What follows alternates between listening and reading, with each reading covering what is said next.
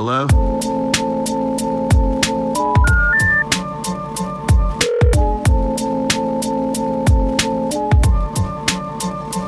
Telephone. I'll call you right back. Call you right back. Telephone. I'll Call You Right Back podcast. Hello, everyone, and welcome to a very special edition of I'll Call You Right Back podcast. So, let me just start off by saying that I appreciate everyone for always coming back every week and listening to the podcast. Today, oddly enough, is the 3-year anniversary of excuse me, not Corona, the 3-year anniversary of me starting this. 3 years ago, I posted a photo that said, coming soon, I'll Call You Right Back podcast. And 3 years ago, whenever I posted that, I mean, I'll be honest with you, I didn't know where this was going to go. I knew that I would work hard at it, and I knew that it would be something, but I didn't know how it would become what it would, and I didn't know what it would become. It's kind of like a tongue twister there, but it was just a podcast. We live in this world with so much saturation, and I'm talking like anything you think about, there is just multiple copies of it. If you got a coffee, there's 1,000 peoples with coffee. If you make your own beer, there's 1,000 other people that make beer. Anything that you want to get down to, candles, anything as minuscule as you could pick. There's so many choices in the world. And it's interesting to think about that because, back in the day, I don't know because I'm only 30 years old, but back in the day, I feel like things were just like, you knew what to get, the world, everything was advertised, we didn't have a really curated, life as we do today. Anything that we look at today is curated to an extent. Whenever you're looking at, social media, and you know what I'm talking about. It's like you look at a couple things on Instagram and the rest of the Instagram is all those things. If I watch a skateboarding video, there's 50 other videos of skateboarding right there. So it's like, we kind of curate what we see in the world. And, with that, we have, endless options. The internet is such a crazy thing that we have endless options. And, I don't know. I just think that, full circle, I knew that I was going to start a podcast and it was just a drop in a bucket, but, I'm proud of where it is today. Honestly, I am. I'm super proud of where it is today. I'm fortunate enough to have been able to speak with a lot of great minds. Like this is episode 145. Like that's crazy. I've had a couple people that have been reoccurring guests, but it's like, I've talked to so many different people and it's such a weird, it's so weird to like hear these in-depth conversations with this many people because, think about, this I have to preface all this. This podcast is going to be, it's going to cultivate itself as it is, it's going to grow as it is. Cause I really don't know what we're going to cover today, but we're covering it. So, it's such a strange thing to think about, I had to stop there and I ended up losing my thought, but, but in so many words, we're living in this world and things are not as blatant as they are, people could just look over the podcast in a second and it's just like, you never know what is, you never know what things are going to become. But over the years, the numbers have kept growing. I've talked to numerous people and it's been such a great it's been such a great experience because, like, I mean, in real life, you know, think about it as an adult. You know, you don't really get to have in-depth conversations with strangers, you know, like you just don't. Your life is so taken up by work and by, you know, if you have kids, if you do extra shit, like I don't know, whatever you do. But it's like you don't have a, you know, you're lucky if you have a normal conversation throughout the day. Usually people are attached to their phones, working, you know, at the gas pump, people wear fucking headphones, you know what I mean? And I'm guilty of all this too. So it's like, you know, normally when you're an adult, you don't have this like certain level of interaction. So it's like, it's so rewarding for me to be able to be an adult and have more, you know, serious conversations with people because like I'm an adult now and you know, it's, you know, you could have a more entertaining conversation on a different level than back when, you know, you were a young kid and, you know, we didn't always just have cell phones and we were just talking to people. And I don't know, that's a long form thought, but you know, the moral is I'm happy and I'm thankful. And if you're still here with me, take a second and subscribe to the podcast. That's all I'm asking for you. You know, we're doing God's work over here. You know, I'm really trying to do, and you know, that whole long rant of me being like proud of the podcast and happy with the podcast, like I'm doing all this shit on myself, like all this on my own, which is why we're having like a single like just an episode with me this week. It's like, you know, I'm doing all this shit on my own and like I feel like I wanted to try to like sum up what's going to be happening these next few weeks and like my goals with the podcast. That's why I wanted to do this solo episode. And I know that some people like come here to listen to the guests, but it's like, you know, this is really about my life as well. It's like, you know, the next few weeks of my life, things are going to be changing. You know, me and my wife bought a house and I'm fortunate enough for that. And like, I know that it's going to be taking up a lot of my time the next couple weeks. So I'm probably not going to do a podcast for the next 2 weeks. You know, it falls on Christmas Eve and then the next Thursday it falls on New Year's Eve. And I understand that like some people might be listening, but I have to say, you know, like I hope you could understand, you know, where I am with it. It's just like I don't want to give you a terrible product. So I'm going to just take a couple weeks off. You know, I'm moving into this house and I'm very, very fortunate that I'm going to have a space to like kind of build a studio.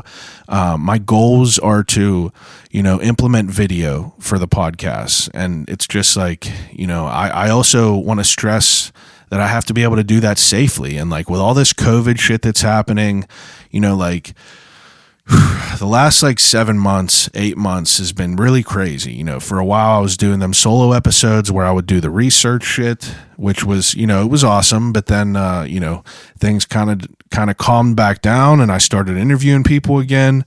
But to be honest, you know, shit's getting crazy again. And whether you believe, whatever you believe, however you feel about the virus, you know, I have to do what I have to do and what I think is right. And like, I don't know if I'm going to be able to interview people as often right away because like, you know, I'm trying to be as safe as I can. You know what I mean? My wife is around me. Like I can't put her at risk. And like I go to work and, you know, I can't put those people that I'm with at risk. And, you know, I like to be transparent with everything. And I feel that it's, you know, important for me to tell you the reasoning that I'm not going to have a couple episodes the next week.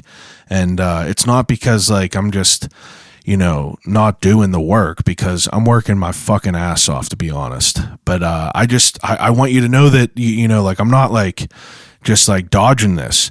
I'm excited because, you know, there's bigger things happening in life right now and that are going to lead to an up of production on the podcast in a whole. And I'm excited about it. Like I said, 3 years, you know, 3 years, it's grown into something where I can, you know, make a studio. And, you know, I have to say thank you to Turner Dairy Farms, you know, the creators of Turner's Premium Iced Tea. You know, I am honored to be able to say that I get to work with these guys and they sponsor the podcast, which, you know, is a blessing because, like it adds a little bit of like, wiggle room with some funds. So I could, I could build a studio to some extent. And, it's going to take me a little bit to figure all this shit out. Absolutely it's going to take a little bit, but I just want you to know that it's going to be, it's going to be great. I'm telling you, it's going to be great.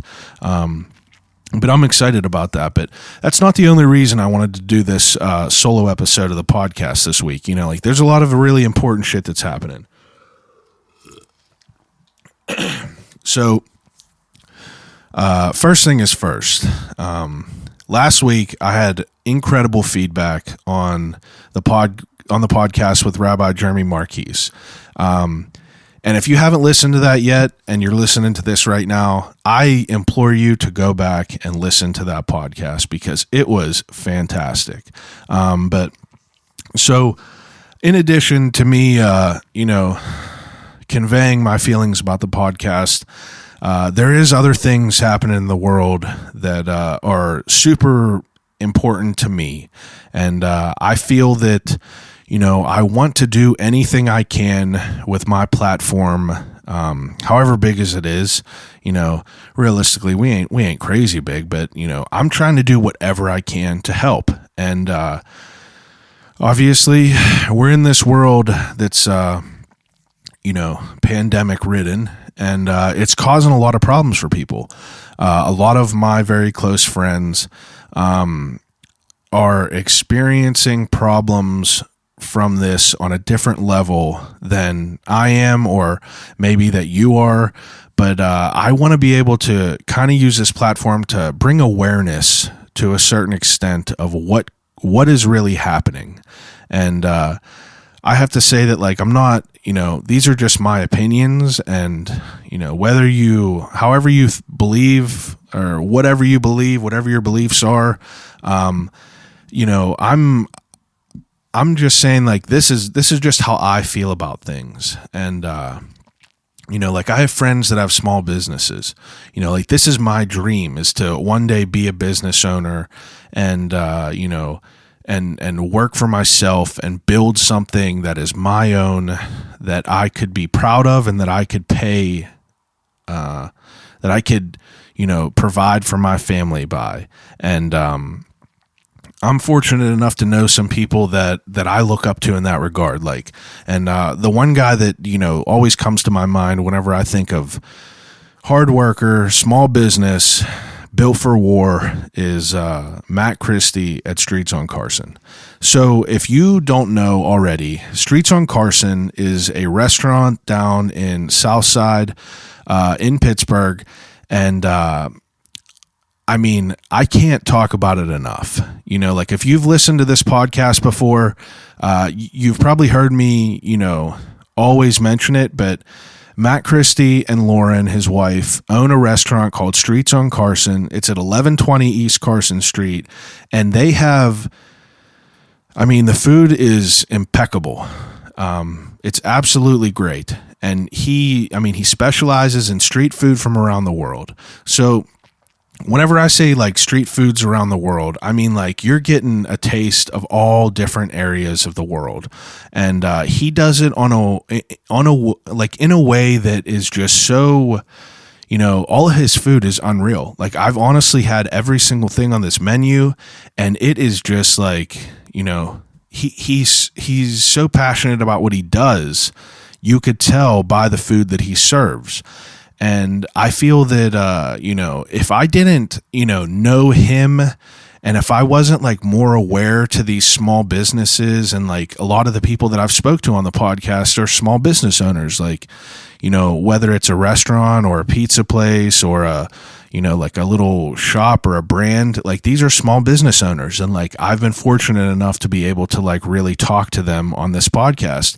And I met Matt and talked to him about Streets on Carson. And, like, I went there one time. I was blown away by the food, and I immediately wanted to figure out, like, who is behind this. So I sit down with Matt, and I talked to him about, his life. We talked about his life, and we talked about how he, began a world in food. Like what led him to this path to work in a restaurant his entire life, and like what was the root of him opening one of my favorite restaurants in the entire city. And I just I thought it was interesting to be able to hear his story on a different level, because he's not like your typical he's not this clean cut guy. My dude is built for war. You know what I mean? Like, he's cut from a different cloth. And I feel like, everyone caters to these cookie cutter ass people. And I feel like my specialty is catering to the real people. And Matt is a real dude. I really truly love this guy. And I really truly respect what he does and what he's done with his restaurant to, a whole different level. I interviewed him on the podcast a couple times. He's episode 22 and he's episode 70. If you want to listen to them, I strongly recommend you to. But, a dude who grows up and is able to work his way through the world to open a very, very, it's a high class restaurant. Whenever I say it's high class, it's not stuffy where you're wearing a suit and tie in there. It's just you're getting quality ass food. And, in so many words, obviously, I'm kind of rambling, but deal with it. He, built this company, built this restaurant, and now, he is feeling the after effects of these lockdowns and everything like that. And, they're doing what they do, they're getting through this, but it's I see what's happening with him. I talk to him. I hear what he says. And you know what I mean? And I feel like a lot of people, it kind of doesn't resonate with them as much as it should, because they don't really know what's happening. And, a lot of these companies, or these people that I've spoke to in the past on the podcast, and a lot of the people that they're friends with who have, inspired them to open their businesses, they're struggling right now on a crazy level. And it's a hard topic to talk about because, realistically, I try to play the devil's advocate. For the sake of journalism, I try to play the devil's advocate, and I try to, see both sides of an argument. So I could see the side of people wanting to flatten the curve, or, keep the infection rate down. I understand that, you closing doors to places is going to potentially cut out any potential, it's going to cut out more opportunity for people to be infected by this disease. All right, we get that. Okay, you're following me? Now, on the other end, you close these places and, these people are feeling these effects because they can't have, 50 people in their building. You know what I mean? Because you're doing these percentages of occupancy percentages where it's 10% or whatever like that. It costs more for them to keep the doors open to have one table than it does to even it's not worth it. But it's people are allowed to go to Walmart and Target and all these other places like that and fraternize there. And if you go to fucking Walmart, it's the Wild West. You got old ladies coughing on produce. You got fucking gross kids picking their nose and touching shit. You're just this is crazy. And, I'm not an educated man. You know what I mean? I'm not an educated man. But, to my knowledge, it seems a little bit fucked up on a different level, because a small business is not, they don't have all this extra income that they're floating in a fucking mansion riding around in a Lambo. You know what I mean? People want to pay their business or pay their bills doing something that they love and that they feel passionate about. This is my understanding of a small business. I know that there's probably some situations where people, have became rich off of their small business, but the majority of people are just, they're not in it to get rich. They're in it to pay their bills by doing something they love. That's my understanding. That's my opinion. And, they need the opportunity to gain, to make money. They need the opportunity to make money. And with people shutting the doors and forcing these occupancy limits to this, severity is, it's crippling. You know what I mean? It is crippling. And, you can get as deep into it as you want. Whereas like by location, if you're cutting these numbers down, like, imagine like people in the city that like, that their bread and butter was like the people that were getting off the bus or the train or whatever, and like coming by, you're not seeing no one. The city is desolate. It's wild to think about that. So you got people like that who are struggling, and then you got other people that are like restaurants, and like it's such a crazy thing because like we're all experiencing this pandemic together. And like it's affecting people on a different level, obviously, for whoever's situation it is. But it's like I'm seeing what people post. I'm seeing the aftershock of what's going on with this and how people are closing. You're seeing places shut their doors for good. And you're just like, Jesus, like this is scary. People work their entire lives to build something. Build something to the point to where they can pay their bills, to where they can pay their bills by being their own boss and doing what they love. That's a fucking beast. If you get to that point, you gotta sit there and you gotta fucking look in the mirror and congratulate yourself, because, if you can get to that point, it's you're winning. But now you have this like monkey wrench thrown in the game, which is so, my heart bleeds for them, because it's like, this is my goal, is to eventually be in the same conversation with these people, not as competition even, but like I want to be part of that community of small business owners that are working for what they want and what they love and what they're passionate about. And it's like they have to deal with these situations, and like I don't know shit about like grants or money that's given to them or PPP loans, or I don't know any of this shit, all right? But I know that it's not fucking right. And, if you don't agree with me, I'm sorry, turn the podcast off. It's fine. But it's like, I feel that it's important for me to talk about this, because like, this is something that's close to my heart. It really, really is. And, I just feel like that,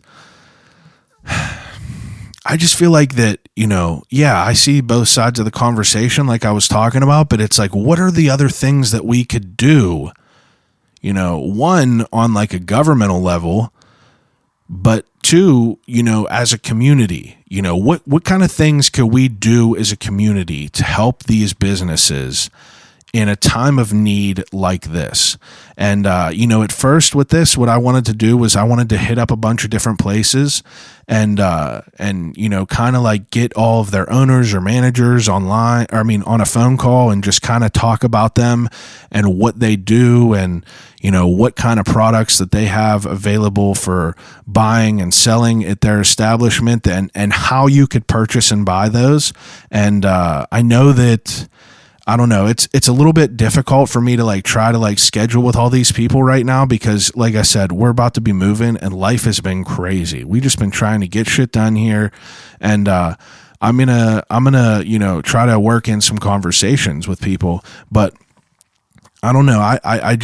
I wanted to figure out a way that I could come up with a podcast to almost like spotlight people, and kind of be able to like raise a little bit of awareness to a couple places that are close to my heart. You know what I mean? Like close to my heart, that I know the people behind them are working very hard.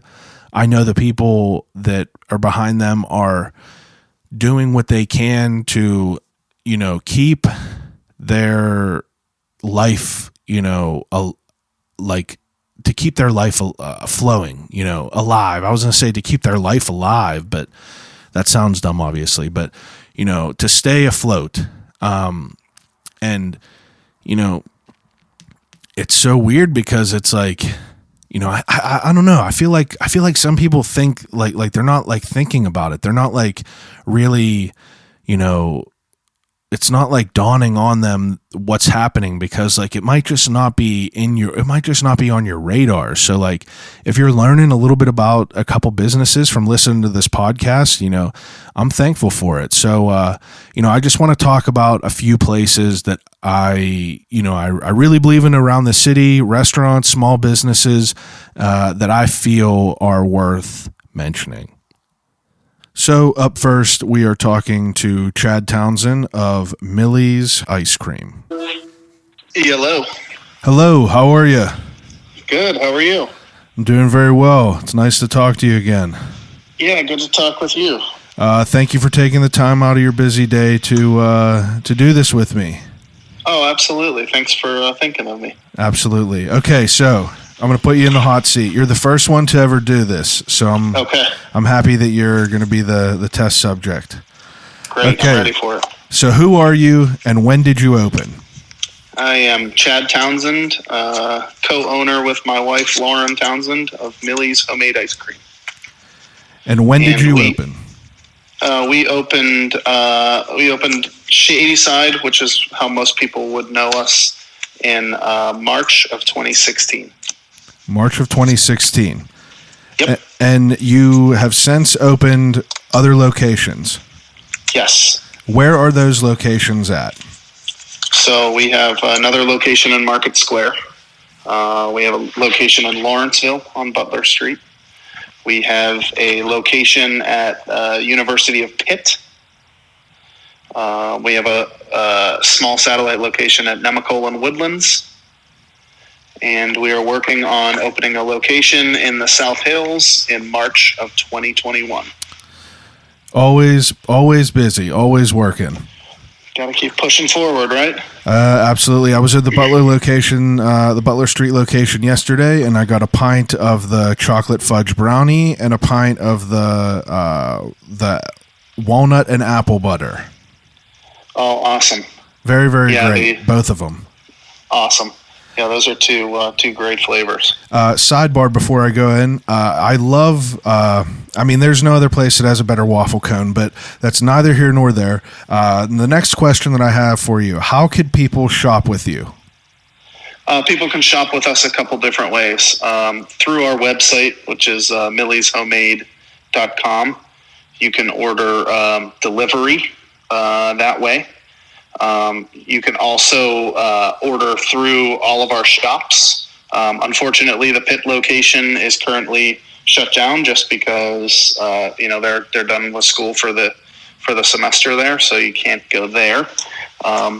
But you can go to all the other locations, purchase in person. Unfortunately, with the current restrictions, you can't eat it there, but you can buy it there and take it with you. And you can also order online through our website as well. That is, you have more ways to purchase than probably any other place that I've ever been to. Yeah. Oh, and Giant Eagle and other great grocery stores. East End Food Co-op, Bryant Street Market, My Goodness Market in Regent Square. You can purchase pints at all of those places. All right. Now, what do you have available at your business? So I like to call it ice cream and ice cream adjacent items. Scoops, cones, sundaes, milkshakes, floats, as well as pints and things like that. We also have some merch and some fun other, occasionally we'll have other local goods from people that aren't us, and hot chocolate currently. All right. Now, what are some of the ways that you are taking precautions to the state of the world that we're in right now with the pandemic? Yeah, absolutely. Very, very important to us. We're doing a lot of delivery to people's homes via FedEx and things like that. So completely contactless. Our shop staff is they're incredible. They are very passionate about a clean, sanitary, as contactless as possible experience. And my wife works very diligently to continue to train and help them get the tools that they need to make them feel safe and to make people coming in feel safe, but also have a good experience. I think that's a really important thing. Everybody's kind of currently really wrapped up in being safe and, contact free as possible, which is very important, 100%. But, we still have to offer a good experience, a great experience. And that's really important to us. And I think our shop staff, like I said, and my wife specifically, are just killing that because we get nothing but compliments from people that say how great everything was and how safe they felt. And, I unfortunately can't take any credit for that because I just make the ice cream. I did feel safe yesterday whenever I went in there. You have like, it's like blocked off, and then, you got the hand sanitizer there, everything felt very safe. And I know that this is kind of a weird dynamic to kind of pitch your product. And it's kind of like I don't know, it seems weird to me whenever I first started thinking about it, but to be time sensitive and not make the podcast 4 hours long, I feel it's important to have someone who is involved with the business personally, kind of give their input about it and answer these questions. Sure. The last couple that I have for you, what is your recommendation at your establishment? For what people should get? Yes. What do you recommend? So, I think it's kind of largely dependent, but I'll give you 3 kind of recommendations depending on, based around what we've seen that people like. Yes. My favorite, first and foremost, is kind of the classic tin roof sundae. So 2 scoops of Chad's vanilla ice cream, either chocolate sauce or caramel sauce, which is served warm, salty peanuts, cherries, and sprinkles. That's what I love to eat, and that's tremendous. We have a really fantastic new flavor. We're working with a great local artist. His name's Q Perry, and we did a dairy-free, totally allergen-free pint with him called Blackout Brownie. And so great local baker, Wild Rise Bakery, making totally allergen-free, gluten-free, everything-free brownies, which are delicious. You would never know they didn't have all of that, all that stuff in them. And it's a rich chocolate dairy-free base. So that's a tremendous flavor if you're going the dairy-free or allergen-free route, or you're just in for, the kind of rich ice cream with lots of goodies in it. And then you can never go wrong with just a milkshake to go. If you're walking around in Lawrenceville or Shadyside or downtown, you pop in, grab a milkshake, chocolate vanilla milkshake, coffee milkshake. Oh, unreal. Coffee's unreal. Yeah, hit it up and then you can hit the street with the milkshake in your hand and still do all your normal activities. And that's exactly it. Keep it moving. Okay, so the last question that I have for you is, what is your favorite Christmas movie of all time? Die Hard. Die Hard. What a great answer. Hey, I appreciate you doing this. Take a second, throw out your Instagram, throw out any ways that people could find you guys. Yeah, so our website is millieshomemade.com. It is where you can check out what we're doing, check out what we're, kind of what we got going on. Our Instagram is Millie's, that has all of our pictures on it there. And if you got any questions, any suggestions, any comments, concerns, my email is just Chad, CHAD, @millieshomemade.com. Shoot me an email. I'll answer your email. No big deal. Hey, Chad, I appreciate you very much. Thank you for all you're doing for the city, and be safe out there. I hope to talk to you here soon.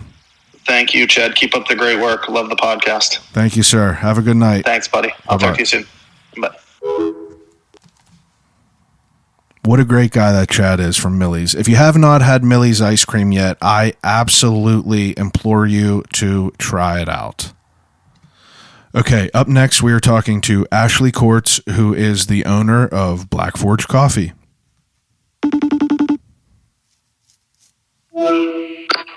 Hello. What's up, Ash? How are you?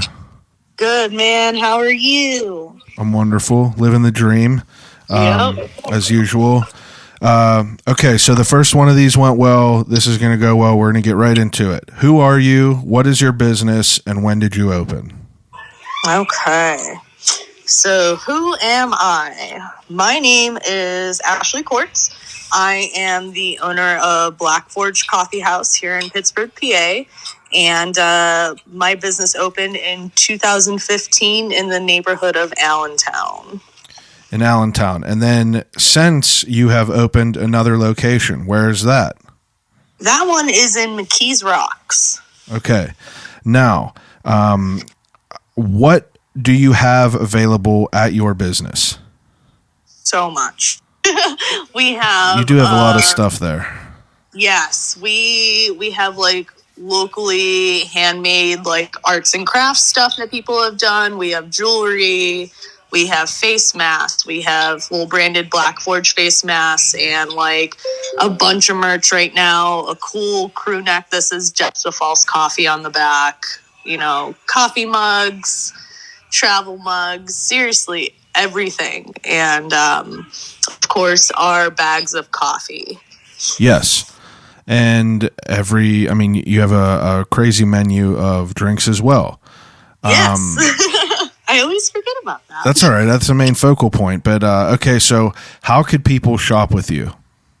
So right now we are still operating. We are takeout only and at both locations. And so you can come into the shop. We have merch displayed out for people to get. It's organized by size and style. So you can just grab what you need and then you can bring it to the barista. You can also shop online. It's just blackforgecoffee.com. And we have everything available on there as well. Okay.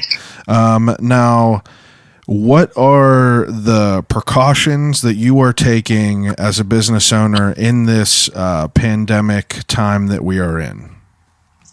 So what we are doing is obviously we lowered our capacities. So obviously we do not have shows going on, any sort of event, which was a big part of what we do as Black Forge. But we aren't hosting events to help keep crowd numbers down. All of my employees are taking their temperatures when they come in. We have hand sanitizer for customers and the employees. If any of my employees feels sick in any way, they feel comfortable telling me. So I tell them, just stay home until you can get a COVID test. We're very open. We're very honest with each other. And, we're just being mindful of people in their spaces.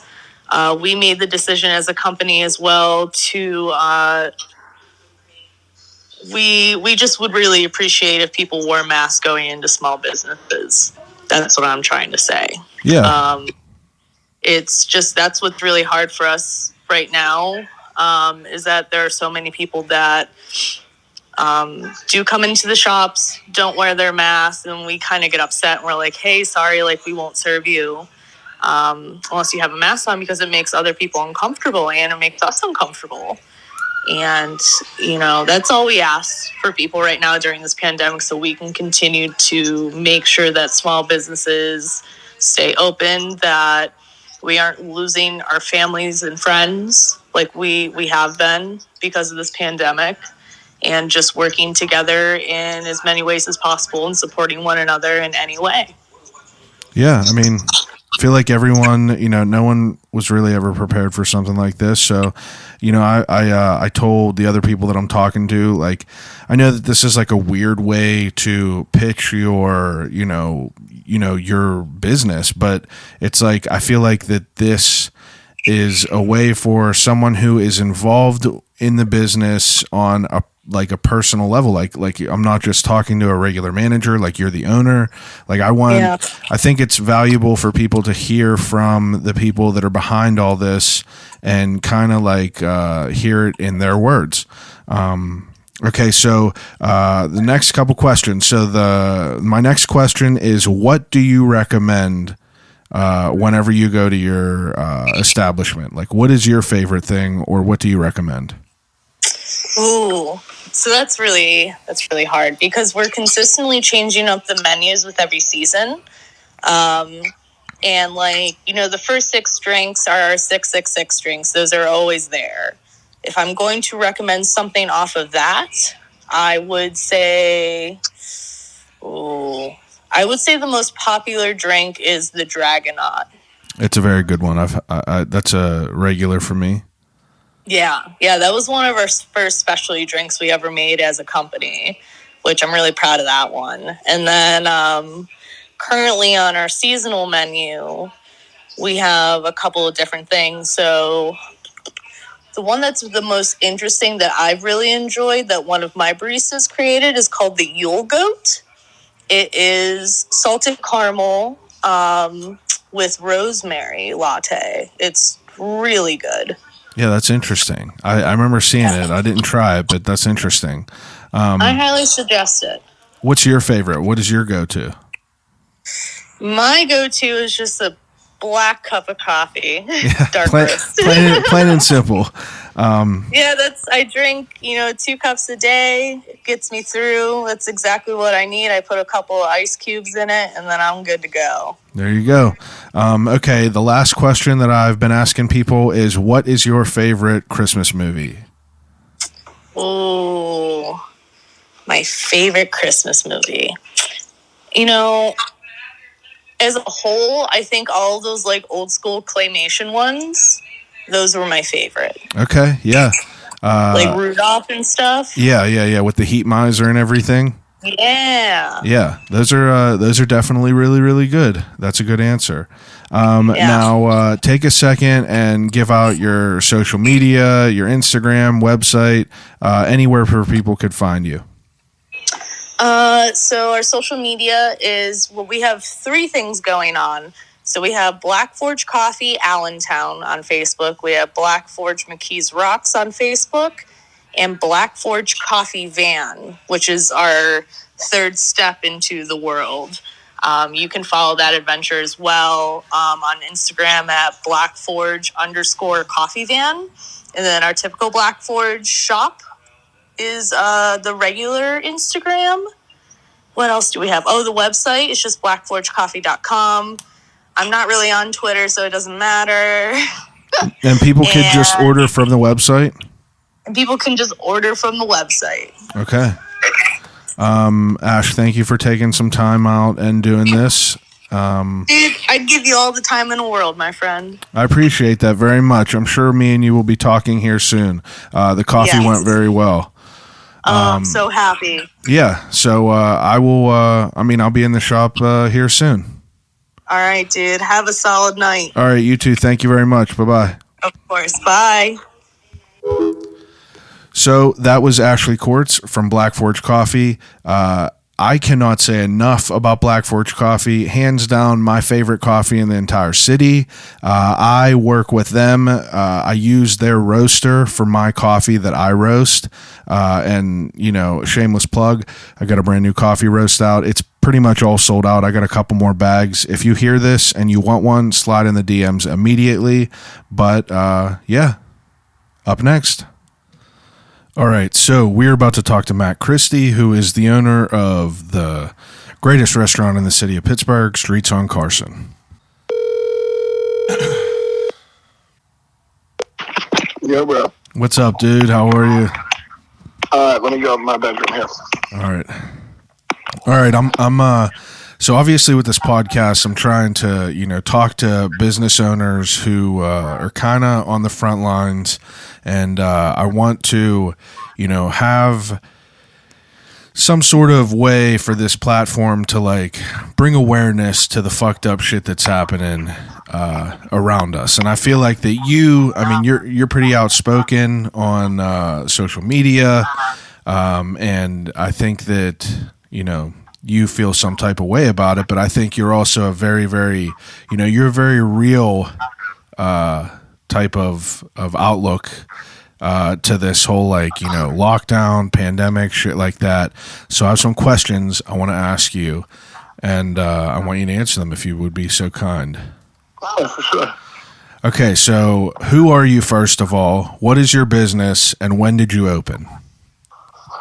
All right, so first off, my name's Matt Christie. I'm the owner and executive chef of Streets on Carson in the South Side at 1120 East Carson Street. We open our business Wednesday through Sunday, 5 to 10 for takeout and Uber Eats. Okay, and when did you open? We opened originally on March 18th of 2016. Okay. Now, 2015? I don't know, it's like 5 years. Yeah, so 2015. I know, it all runs together. Yeah. So, if you could describe what type of items you have at your establishment, how would you describe them? It comes down to exactly what our mission statement is for our business, which is street food from around the world. Right now, with our times and stuff like that, it's not as exotic as it's once been and stuff like that, but we still have a lot of good heaters and stuff like that on the menu. But being that it's winter, we've gone more of a comfort food route with our meatloaf sandwiches, Cubans, our A79, our new hot stud of a chicken sandwich, as well as the classics and the press filet and the Philly and stuff like that. Okay. Now, what's the best way that people could order with you? I know you said it before, but how could everyone order with you? Obviously, you can't dine in now, but what's ways people could get at you? The best way to get at us is just call in directly, because as good as Uber Eats is, which is the only other platform I'm on. I'm not on Grubhub or anything, just Uber Eats.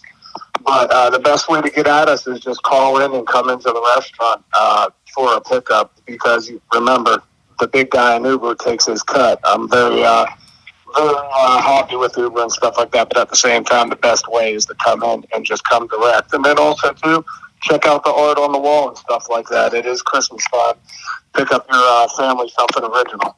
Yeah, so that's another thing that I wanted to bring up is so your restaurant, for people that haven't been there, you basically use it as an art gallery for your people, and it's all local artists and stuff like that. I have an eclectic group. I think there's probably about 8 or 9 or so different artists I have hanging on my wall right now and stuff like that. But we have stuff that's reasonably priced from $30 to $40 to all the way couple $100 and stuff like that. But people should support local and stuff like that right now, and that means artists as well. So they need to eat too. Yeah, absolutely. So now in this world of the pandemic and the world shutting down and everything, what is the biggest, can you tell me what you're facing with this? What are businesses facing with all this shit? Obviously, people can't come in, and I know it's a loaded question. People can't come in and eat and things like that, but it's what is mandated right now across restaurants? Well, what's mandated is all we're allowed to do is take out. That's it. Which is in your normal life and stuff like that, that's such a small percentage of your actual income and stuff like that. But if you have a good base following and I don't know, man. You promote, do different things, think outside the box and stuff like that. But when it's a takeout game, man, it's tough. I'm a one-man army left. That's just what happens, and that's how it has to go to stay afloat. You're facing what you're ultimately facing is your demise if you don't keep going. You know what I mean? At least in my eyes. For sure. And it's like something you work towards like your entire life to. Yeah, because I mean, me being a privatized restaurant, unlike any place that has any kind of big financial backing or an investor and stuff like that, I don't have no investor. It's me and my wife, like with our back against the wall trying to make it shake, you know? Yeah, and I've been very fortunate, you know, I've put in that time and I've built that following and stuff, so I'm fortunate that where I'm at. And, you know, I feel very blessed about things like that kind of shit. Now, I think that, you know, amidst of all this, like, negative shit that's happening right now, I think it's cool to see, and it might not be cool for the other end, but I think it's cool to see the creativity that everyone is having to you know, kind of implement into their game plan, because, like, you know, like you said, you can't do the normal shit you do, so you're trying to get creative. And in the beginning, you did the Sunday dinners, and I thought that was such like a, you know, the first lockdown, you did these Sunday dinners. I thought it was such a cool idea and such like a good, you know, it was like a good vibe to like get behind, you know. It essentially, it's like you have a just a food item, but it's like you build a theme around it, kind of, and it's like, I just thought it was a cool idea to try to drum up some business. And I'll tell you what, like it really was, and I mean, honestly, from the first shutdown and stuff like that, like that was probably the dopest thing about, like a silver lining within that is like everybody was doing box meals, everybody was doing takeout, like people were doing family meals, and I wanted to do something too. And I was like, you know, I want to keep something, you know, you can't offer the same thing every day. You want to make it exclusive. So everybody's supposed to be home by themselves, not doing nothing in quarantine. So I was like, well, you know, might as well everybody have a family meal together kind of situation. So I sold just a plate of food for $10, but due to the amount of people we had involved, and I mean, you were there for them and stuff, like how long that line would be, a block long up the street. Yeah, like, you I absolutely, mean? like people I got involved, so the doper shit I got to do. You know what I mean? $10 times 150 is a lot of money. Yeah, absolutely. And so you could do doper things as we went on. And I mean, we did some like classical French dishes and shit like that. So it was fucking dope. And I mean, like, that's one of the biggest things I'm thankful for. And I mean, a lot of those people, you know, I still see, and I met so many people. And the funniest thing was I began to tell who everybody was and by name. By the end of it all, when we came back to opening up, I could almost, no one had to really tell me their name anymore. You know what I mean? Like, I knew everybody's eyes and shit like that. It was very touching and one of the coolest things of my career, for real. Definitely something cool, and like definitely something that you know, ended up working out to an advantage. But so, like, what are the steps that you are taking as a business to, you know, keep your shit safe? You know, I've been asking everyone this. Well, I mean, for one, I ain't doing anything like way too much extra than what we've done prior to this. I mean, we've always kept a standard of being super clean and super, sanitary at all times. And I mean, that motto has never changed. So a lot of people that say they're doing this, that, and the third and all kinds of stuff. And it's like, well, what were you guys doing before? You know what I mean? Because absolutely, other than splitting my tables apart and, you know, being more conscious of washing hands and stuff like that. And, you know, other than like having to wear a mask and stuff, the mask is about the only like real extra thing we've done. You know what I mean? Other than that, than try to be more diligent than normal. You know, we've had good things and good systems in place. You know what I mean, prior to this. But the big thing, you know, to make sure that we stay safe and keep going is, you know, which is sad, is that I'm like really the only one handling anything. And I have a wife and I have a newborn and a 20-month-old baby and stuff like that. So like my family don't move around anywhere, and I'm the only one that moves around and goes shopping for the restaurant stuff, and I'm the one cooking and stuff like that. So we only have one possible way for the machine to stop, and that's if I would happen to get infected. So we've kind of streamlined it by, you know, not choice. You know what I mean? That it's you're making it work. You're making it work. Yeah. You're adapting. Built for war. Okay, so if you had to make a recommendation for someone who wanted to come and try out your food, what would you recommend them? And break it down. I'm going to give my recommendation, but I want to hear yours. My recommendation right now, if someone came in, I mean, for one, you got to hit off the wings because it's nothing like you've ever had. But coming in and after that, I'd say get yourself a steamed bun to start out with. You know what I mean? And then, nothing's like a classic, like a pressed filet or something like that. But I'll tell you what, this AU79, this fried chicken I've been doing sandwiches. Done quite the hit lately, so it's a pretty good representation too. That's my recommendation right now. People have asked me like what I would, what they should get there, and I usually say grab the wings, get the 24 karat, get the steam buns, and then get either a cheese steak or that AU sandwich because that's what I've been getting lately. And yeah, it says a lot of people, and I'll tell you what, I'm turning into fried chicken palace lately with between the chicken wings and this AE79. I mean, the amount of bird I'm moving anymore is ridiculous. I mean, it's good, dude. It really is. It's a great sandwich. Let me ask you another question. So, being like a restaurant, as a food establishment, are you allowed to sell to-go cocktails? Yeah, I am. Yep. Now, I can't sell to-go beer, though, but I can sell to-go liquor. Yeah. I didn't know how any of that shit worked, but I was just curious. Okay, so... Yeah, liquor license and stuff for, like, six-packs and stuff like that, that comes with, different types of liquor license there is, which I don't possess. So I think by law I'm allowed to sell a 4-pack of beer. Not that I ever have sold one of those, but, yeah, I can sell up to, I believe it's 64 ounces. Okay. Of a mixed drink. There you go. For the people that like to abide in the alcohol, there you go. 64 ounce. Okay, so the last question that I've been asking everyone is, what is your favorite Christmas movie of all time?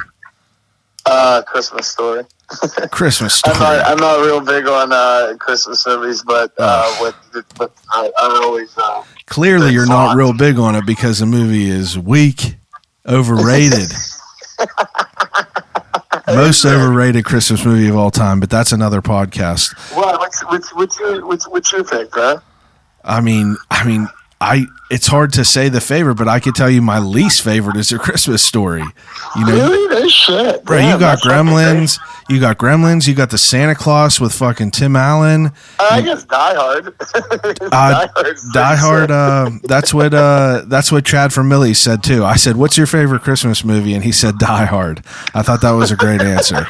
Yeah, I mean, I was thinking traditional, but like if you're talking about something I like really enjoy, the Christmas Story, like I'm not into it by the fact of like what that movie is today. Like when I was a kid, like I'm almost fucking 40, yeah. And like when I was a kid, like it wasn't on TV 24 hours a fucking day, like on Christmas and shit. Yeah, like that isn't how that movie was. Like we literally watched it because my dad liked the movie, so we'd watch it on Christmas Eve and stuff like that. I mean, it wasn't like running all day long for it to be so overly exposed. Like yeah, that's why it's probably good to use because like every year I have people just turn it on and I had to watch it 6 times a year. Just like that's not my experience with it. Like my experience was being a little kid and like I watched it one time a year and that was Christmas Eve night before I went to bed. All right. I like that. I like that. All right, dude. Yeah. Listen, I have to interview a couple more people. I appreciate you for taking the time out to do this. Tell Lauren I said hello, and I'll be in touch with you here soon.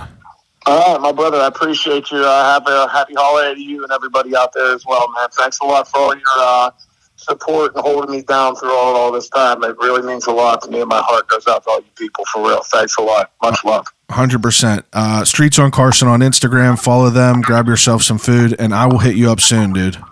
All right, my brother. Be good. All right, later. Right. I mean, I could say it till I'm blue in the face. Streets on Carson. I mean, there's no place in this city I will vouch for more. If you're looking for a good dish, call them up and grab yourself an AU79. grab yourself a cheesesteak.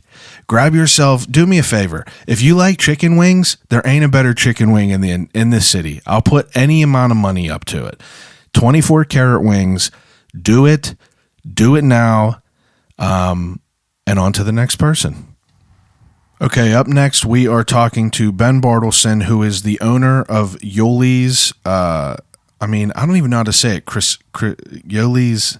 It's an Italian restaurant, and it's banging. But we're about to talk to Ben. I hope that everyone's audio is doing all right with these.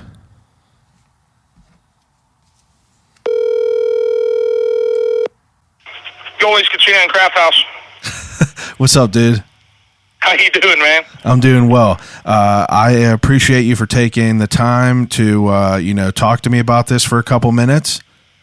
I appreciate you having me. Honestly, it means a lot.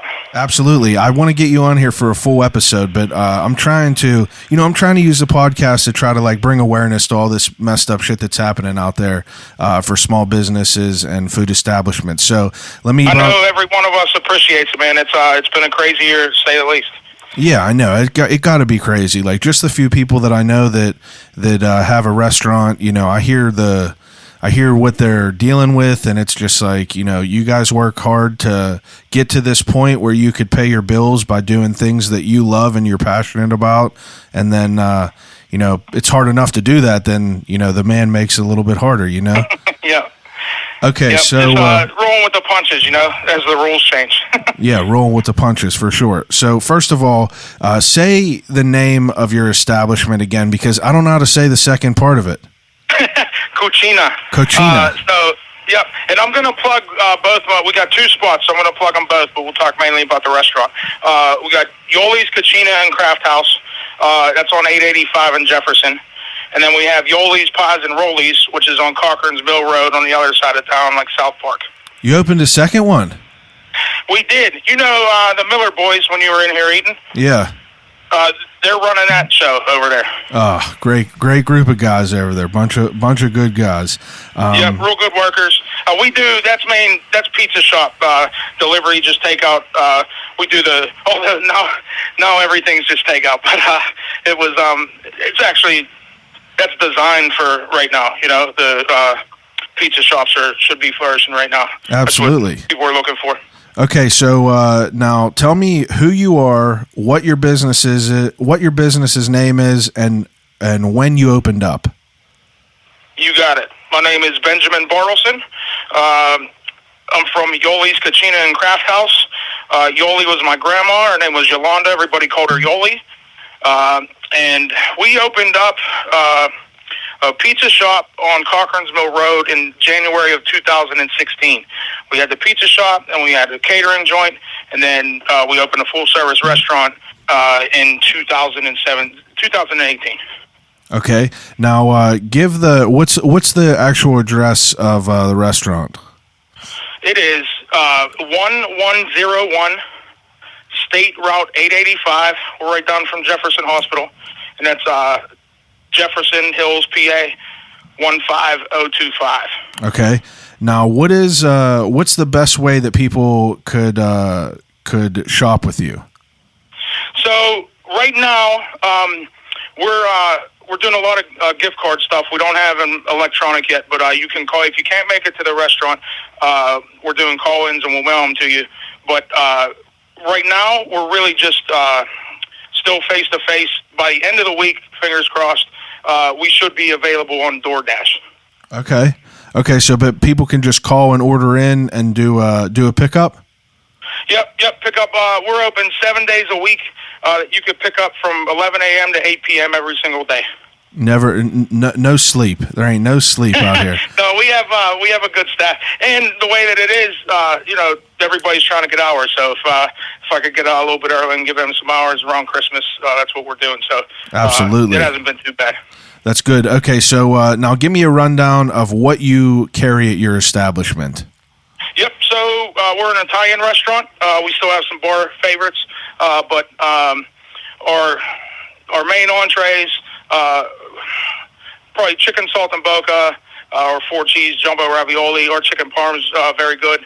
And then We also have pizza. I know that's what you like when you come in. It's banging. And, yeah, I'm biased, but it's very good. And we have these things called Yoli Rollies. They are open-faced pepperoni rolls, and they are easily our best seller, our most popular item. Yeah, I'm slanging rollies all day. And them are just as good. I'll get a pizza and some rollies, and they're both just as good. But I mean, you guys have a full menu, everything from like some banging wings, some pizza. You got great sandwiches, and it's really just a really good place to eat.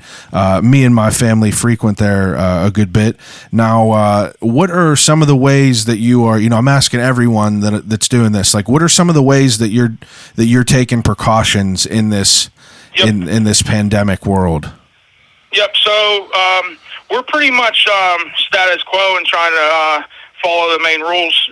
We're taking everybody's temp when they come in. Everybody has masks. We had Cintas load us up with hand sanitizer stations, keeping the hand washing station stocked.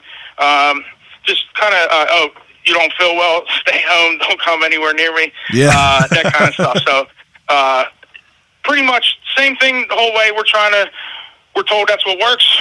Got to believe that's what works. So we're doing the best we can with it. Yeah, doing the best we can out here. Okay, so if you were to, if someone was listening to this right now, they haven't came into your establishment before, what would you tell them to? What would you recommend to them for their first time coming? So I would start off an appetizer of our 3B sprouts. They're bacon balsamic Brussels sprouts. They are not your mom's Brussels sprouts. They're fried crunchy. We got bacon, balsamic glaze. They're also a fan favorite here. Then I would get a 4-piece order of Yoli Rolly. If you want to take some home, fine, get the 8. But if you get the 8, you're not going to eat anything else. And then I'd get a sandwich and a pizza. And my favorite sandwich is the Balboa beef. It's slow roasted Italian beef, giardiniera, homemade aioli on a signature roll. And then my favorite toppings on the pie are Ezzo pepperoni and fresh banana peppers. We use the fresh pepper seeds and all. If I was doing a specialty pie, we have it's called the Notorious PIG, just your sopressata, your capicola, hot sausage, pepperoni, and bacon. So that's and then we have something called the Kanuki. It's 2 huge chocolate chip cookies stuffed with cannoli cream, and then rolled in chocolate chips and covered in powdered sugar. It's very healthy. Yeah, very healthy, very, very tasty. I don't know if I told you this, there are no calories in any of our food. It has not been confirmed or denied yet. If it's made with love, there's no calories in it. Exactly. I have to tell you, though, the Balboa is my favorite sandwich. I think that, I love the Brussels sprouts, but the greens and beans are just... it's on a different level. But real quick, I won't go off the rails on the story, but we're doing these chicken parm family meal specials to go. Now that we're just to go, you get beans and greens come with every meal. This lady did not get her beans and greens. She was not happy. Cost me the whole order for just the beans and greens. But she said that was the only reason she got the meal. It's a $50 meal for a 32-ounce container of beans and greens. That's what she wanted. So, dude, they're good. I've never had them in my entire life until I came to your spot, and I was judging them. I was like, I don't know about that. And then I tried them, and I was like, this is crazy. Okay, so the last question that I've been asking everyone is, what is your favorite Christmas movie of all time? We were actually just having this argument in the kitchen about Home Alone 1 and Home Alone 2 and which one was better. Oh, I just watched both of them yesterday wrapping presents. I'd love to talk to you. My 3-year-old is absolutely obsessed with, he'll have Home Alone 1 on the TV, Home Alone 2 on the iPad, and Home Alone 3 on my wife's phone. He walks around the house all day going, look what you did, you little jerk. So I'm probably going to go with Home Alone. Now, which one do you favor, first or second? So I think overall 2 may be better, but I was 7 years old when this came out, and I saw it in the movie theater. Yeah. The bad guy scene, the robber scene when he's home in Home Alone 1 might be one of the best sequence in movie history. I still remember watching it in the theater, still remember all the lines. So I got to go with Home Alone 1. All right, Original's mostly always better. no, that's a fair point, because that's a good. I mean, you can go on for hours comparing them, but I think because I was like more, I was able to remember shit back whenever Home Alone 2 came out. It holds a little bit closer to my heart, but they're both just great movies. Fun fact before I let you go: did you know Robert De Niro was supposed to play Joe Pesci's part? I did not know that. Yo, how sick would Home Alone have been if Robert De Niro was there? It's Crazy. unreal. Like, my kid's only 3. I want to show him, like, he sees Pesci as Harry in Home Alone. Like, I want to show him Goodfellas. Like, not the time yet. Yeah, not the time. It's so funny to watch guys like that in different roles. Casino, Nicky Santoro just stabbing someone with a pen. Yeah, not the time yet. Exactly. Okay. And real quick, anybody else's answers, I do have to say it's a big argument in my house. I believe Christmas Story is one of the most overrated movies of all time. I just had this conversation with Matt Christie at Streets on Carson. He picked A Christmas Story, and I had to call him out on it. I said it was trash. Look, it's one of those things where I don't think it's terrible, but it's just so overrated. It's like Brett Favre as a quarterback to me. Like, he was very good, but when everybody puts him on the pedestal that they do, it doesn't add up. That's people crazy. that go to Dave Matthews concerts, that kind of stuff. Very overrated. Dave Matthews. All right. So, all right, dude. Now, I appreciate you for taking the time out to talk to me about this. Take a second and give out, Instagram handle, website, Facebook, anything you want to. Yep. So we're on Facebook, IG, and Twitter. It's at Yoli's Cucina. It's YOLISCUCINA. And we appreciate the follow on all of them. Hey, I am out here rooting for you guys. I'll be up to grab a pizza here soon enough. I appreciate you for taking the time out of your night to talk to me, and keep fighting that good fight, man. Hey, I appreciate it a lot. This is really big of you. I know a lot of people appreciate it. And Merry Christmas. Hey, Merry Christmas, man. I'll talk to you soon. Be safe. You too. Bye-bye. Bye-bye. Man, Ben Bartleson, what a great guy. He was a guy that grew up with my brother. We never really knew each other too much, but we did know each other. But it's like you go in there, comes over, shakes your hand, like just a really great guy and a really, really great establishment up at Yoli's Cucina. Now I could say it, but I recommend it. Completely. Anything you get on that menu is absolutely insane. So on to the next one. All right, up next we are going to talk to Anthony Badamo of Badamo's Pizza, which is my favorite pizza in the city. I mean, absolutely hands down.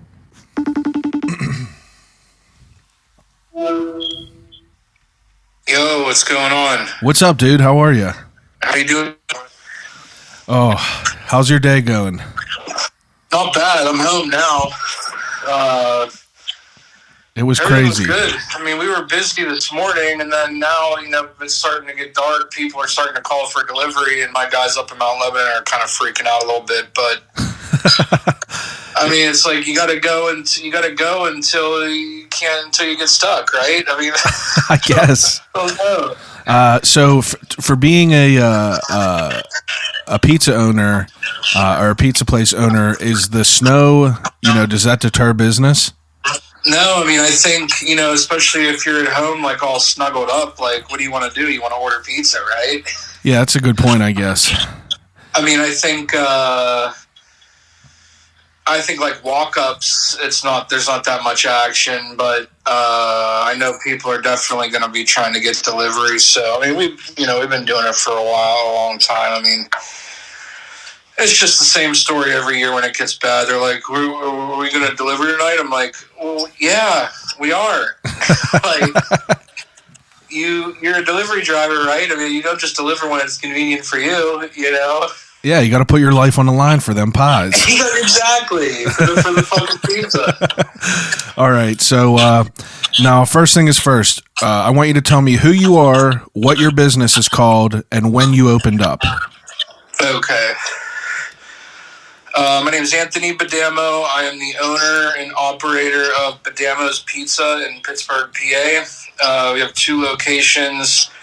The first one opened in 2010 in Mount Lebanon.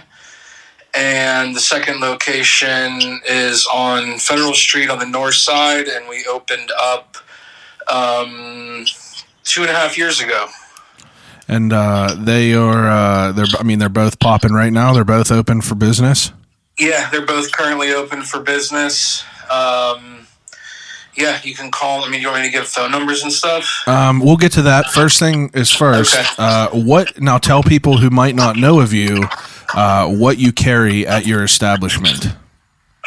So both of the pizza shops right now, we offer a limited menu of like thin round pies, kind of like almost like a traditional, I guess New York style you could call it, but this is definitely a Pittsburgh thing we have going on. And then we do Sicilian pies baked in a tray, crispy edges, really delicious. And then we have a handful of hoagies, Italian hoagies, meatball, hot sausage, chicken parm, eggplant parm. And then we do just a few sides. We do a really nice house salad and a bunch of veggies. And we do, your classic pepperoni rolls and garlic knots. And everything on the menu that I've had personally has been top tier. I am a big fan. Absolutely a big fan. Okay, so now to the next point. How could people order with you and shop with you? So right now, you can get us the old-fashioned way by just visiting us in person, or you can call over the phone, or we also offer online ordering, bedamospizza.com. You can place your order for pickup or delivery. We do in-house delivery at the Mount Lebanon location, and we are available for orders on DoorDash and Postmates out of the Northside location. Rain, sleet, or snow, delivering pies. That's it. like a post worker. Okay, Yep. so now in this crazy world of this pandemic that we're in, what kind of guidelines are you taking as a restaurant and business owner that will, kind of mitigate any sort of health concerns? First and foremost, we just, we're doing our best to instruct everybody to just continue to just lay low, just kind of stay with their immediate people. We're at this point being in the midst of this for quite some time now. We've all kind of, decided that we're just going to hunker down and work. There hasn't been too much outside activity going on. So starting with that, but at the actual shops, obviously we're masked up, we're gloved up, and we are doing contactless pickup and delivery at both locations. So the Mount Lebanon location, if you do decide to pick up, you can place your order over the phone or online, pay for it before you come. When you come, you just come to the front door. We have just a table set up right inside the front door. You give us your name or your order number, and we will place the order on the table for you, and then you can grab the order and head right out.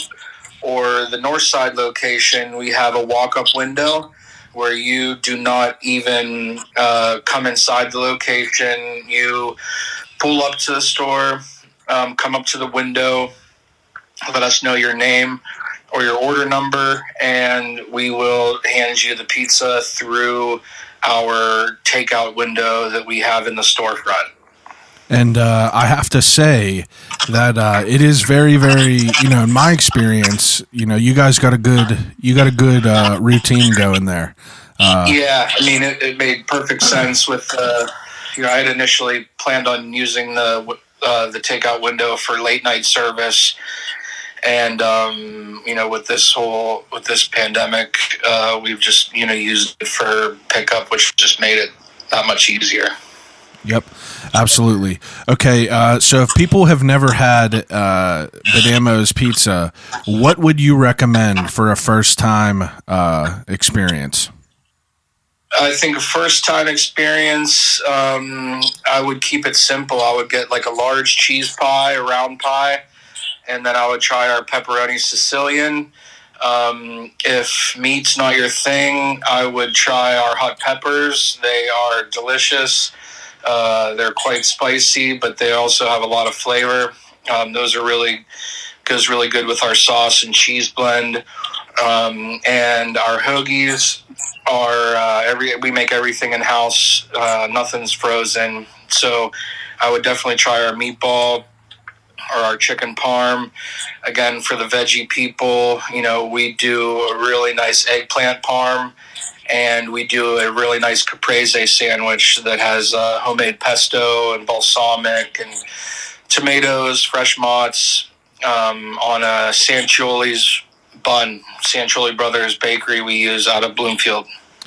Now, I have to, I've been given my opinions on what I get there. So if anyone is listening and wants to know what I recommend, I would get the large, get the Sicilian double pepperoni.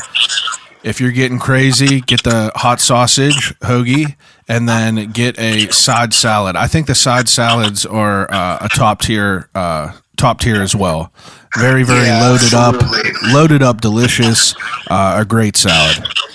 Yeah, we made it a point to up the ante on typical pizza shop salad. We use mixed greens, fresh veggies, chickpeas, olives, and then we make our own dressing. We make a balsamic, an Italian like red wine vinaigrette, and we make our house-made ranch. Absolutely unreal. Okay, so the last question that I have been asking everyone is, what is your favorite Christmas movie of all time? Wow, that's a good one. My favorite Christmas movie of all time.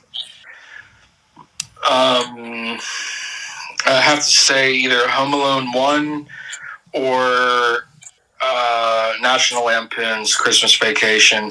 Those two I definitely have to watch this time of year every year just to try to get myself in the spirit. Absolutely. I just watched Home Alone 1 and 2. I watched Home Alone 1 and 2 a couple days ago. Back to back I watched them. And, they're just a very, very great set of movies. And you prefer 1 over 2? One is so classic, but 2, being set in New York is just unbelievable. See, I like the traps and like the plan of number 1, but way better. No, let me go back. I like the vibe of number 1. The Christmas vibe, but I like the traps and everything in number 2 better. Oh, really? Okay, yeah. I mean, they're both great though. They're both classic. I mean, the music, they pick the music perfectly. The hustle and bustle with family and all of that. And the pizza scenes are just, I mean, they're absolutely, you can't get any better than that. Absolutely. Dude, I appreciate you taking the time out of your day to just talk to me a little bit about this. I'm obviously trying to, use this platform any way I can to try to expose people that might not know about all the great things to the great things. And take a second and give people your Instagram and your addresses and where people could get at you. Yeah, absolutely. Thanks so much, man. Really appreciate the love here. Again, Bedamo's Pizza, Pittsburgh, PA. You can see us in Mount Lebanon at 656 Washington Road, right in the middle of the Mount Lebanon Uptown Business District. Or if you're in town, you can visit us at 1106 Federal Street on Pittsburgh's historic north side. Just come and see us. We'll set you up with the good stuff. All right, dude. Thank you very much. I hope you have a great holiday. I hope you guys keep safe. And yeah, you too, man. I'm sure I'll be down to get a pizza here very soon. My man, thank you again so much. Really appreciate the love. Absolutely. As always, Anthony, I'll talk to you soon. All right, I'll see you later. Later, man. Man, Anthony Badamos, owner of Badamos Pizza, located in Mount Lebanon and Northside. I have to say, my favorite pizza in the whole goddamn city. And that was the last person that I am going to talk to for this podcast. And I know the audio is not the best right now, but I'm working with what I got. So you guys got to just help me out, deal with it a little bit. And I appreciate everyone listening. This is just my way to try to help these people in any way they can. And I mean, like, they've helped me more than I've helped them, absolutely. But I mean, if I could get one person who's never, heard of or ate at any of these places, that's my goal. I want one person to go and eat at these places. So if you go there, tag the podcast on a story on Instagram. Excuse me, tell them a podcast sent you, and I just appreciate everyone. I really do appreciate everyone. I know that this is a crazy world we're living in right now. It's a tough time. And, I talked about this a little bit earlier in the podcast. I'm not going to do an episode the next 2 weeks. The next 2 weeks, one's on Christmas Eve and one is on New Year's Eve. Excuse me, that's not corona, it's stress. But I'm not going to do any episodes the next couple weeks because, let's face it, people aren't going to listen on the holidays. At least I don't think you are. And I just bought a house. Literally today, I just bought a house. So I am going to be moving. I'm going to be getting shit settled in there. And I'm going to hopefully be getting a studio built. And I hope that I can just, keep progressing forward in the podcast world.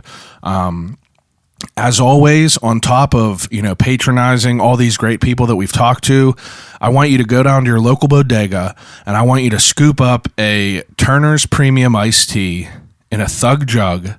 And if you don't want an iced tea, go grab yourself a Turner's Red Velvet Eggnog. That's a limited edition eggnog, and they are, they're damn near sold out of it. I don't know if you'll be able to find one right now, but if you could find it, buy it, because that's the last you're going to see of it. But again, always shout out to Turner Dairy Farms and everyone over there, the creators of the iconic Turner's Premium Iced Tea. That's a brand that is close to my heart.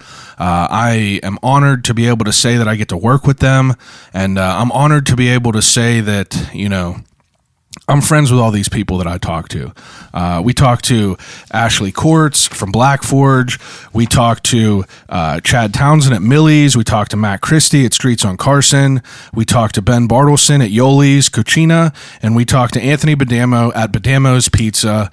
And, guys, I mean, what more could I do in this world with this? We got to be conscious of the corona shit. It's crazy out right now. I don't want to put my family at risk. Christmas is coming up, so I'm not going to be doing any I'm not going to be doing the podcast with the guests the next 2 weeks because I got to kind of lock myself down because I'm going to be with family, obviously. So I hope you enjoyed this episode. I'm sorry that the audio wasn't top tier as it usually is. I have about 2 bags each left of coffee. Just hit the post office today, sent one over to Altoona, sent one over to California, and sent one down to Atlanta. And, we're out here making coffee, guys, and it's great, and I'm pumped about it, and I'm pumped to be moving into this new home. I'm pumped to be building a studio, and I'm just excited for more progression with the podcast. And I just, one more time again, this is a crazy time in life. These businesses that you've just heard from right now, these are small businesses in our city of Pittsburgh. These people are doing great things in this city. Each and everything that they are doing is something that they worked hard for. They worked their fucking hands to the bones for this, their business. They work themselves to death for this business. And again, I talked about it earlier. They ain't in it to get rich. Obviously, people like money, but, they're in this because they're passionate about it. Anthony is in this because he loves what he does. Matt's in this because he loves what he does. Ashley, because she loves what she does. Chad, the same, and Ben, the same. I mean, it's a respectable thing to have your own business and to still be thriving in these uncertain times. And if we can, don't go to a big ass chain. Like, what the hell are you doing it for? These big ass chain people, they don't care. This is just that's just a big cog in a big ass wheel. You go to these small businesses and you patronize these small businesses, and it is literally huge for them. This is what they're doing out there right now. This is what they're doing in these crazy pandemic times, and anything we could do to help support them is going to go a long way. So I appreciate everyone listening. I hope you have a wonderful holiday. Christmas is coming up, New Year's is coming up. I just hope that you have a great time. I'm sorry that, I'm sorry that it's not as it usually is. For Christmas Eve, my parents' house is usually the place to go. I'm talking 30 people plus every year since I've been born. And this is the first year we're not doing it. And, it's kind of messed up. It's a real shame. And this is just some shit that we have to adapt to right now to, try to nip it in the bud. So enjoy your holiday. Call your family. Tell them you love them. FaceTime your grandmother. Just talk to people. You can't see them right now in person, but a phone call goes a long way. So, again, happy holidays. I appreciate everyone who's listening as usual, and I'll call you right back.